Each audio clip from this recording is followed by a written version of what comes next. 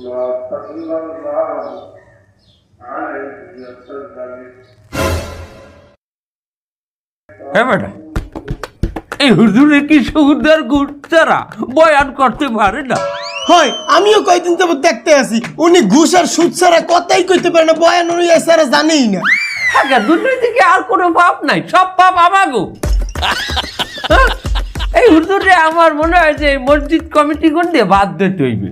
এছাড়া এই হুজুরের আর কিছু কেলেম আমি পাই নানান জায়গায় বিচার সালিসি করতে যায়। হ্যাঁ, ইমাম সাহেব কি বিচার সালিসিতে বিচারপতি হইতে পারে? না না, এটা হলি হয় না। এটা হইবে নেতা, এটা হইবে মসজিদের সভাপতি, এটা হইবে এই আমাগো এলাকার সভাপতি। হ্যাঁ, তুই এই হুজুরে যাই বিচার করতে। হ্যাঁ, তুই ওই যে ওই গতকালকে তুই ওই তাণ্ডব দেখছো?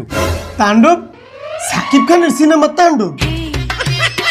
ওরে বেটা না, সাকিব খানের না, ওই মসজিদের পিছনে আমাগো যে মাঠ আছে ওখানে পোলাপানে তাণ্ডব বাজাইলি। এই তাণ্ডবের মধ্যে ইমাম সাহেব গেছে বিচার করতে, এটা কোনো কথা? ইমাম সাহেবের এখানে যাওয়ার খাটে।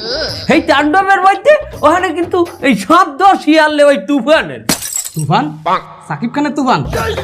না, সাকিব খানের তুফান না, ওই তুফান শহীদের। এই তুফান শহীদের সমস্ত দোষ আনলে আর তার যে আরে ইমাম সাহেব কি দিয়ে কি বিচার করলে পুরো বিচারটাই বরবাদ হয়ে গেলে। আরে মুরব্বী, আপনি তো সাকিব খানের সিনেমা তেমন বাইরে পারলেন না। সাকিব খান সিনেমা মানে ওই বরবাদ। ওরে বেটা না, আমি ও কথা কই নাই, এই বিচারটাই নষ্ট করছি ইমাম সাহেব।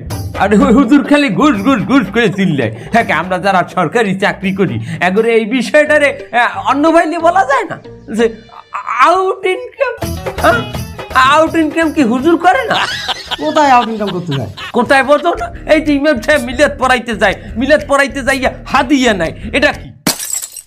আদি এত মানুষ খুশি হয়ে দেয়। তা আমার যে ঘুষটা দেয় ওটা কি মানুষ বেজার হয়ে দেয়? যেমন এতে একটা মানুষ কাঁদতে কাঁদতে ঘুষ দিচ্ছে, ওটা তো খুশি হয়ে দেয় বাবু, ওটারও তো হাদিয়া কোয়া যায়। শোনো, এই হুজুর নেই হাদিয়া, আমরাও নেই হাদিয়া, কিন্তু কি আমরা একটু নেই গাদিয়া। ও কাকু, আপনি মসজিদের মধ্যে হালাই এত কথা কন, আপনি জানেন না মসজিদের মধ্যে কথা কওয়া নিষেধ আর খুতবার মধ্যে কথা কওয়া তো হারাম।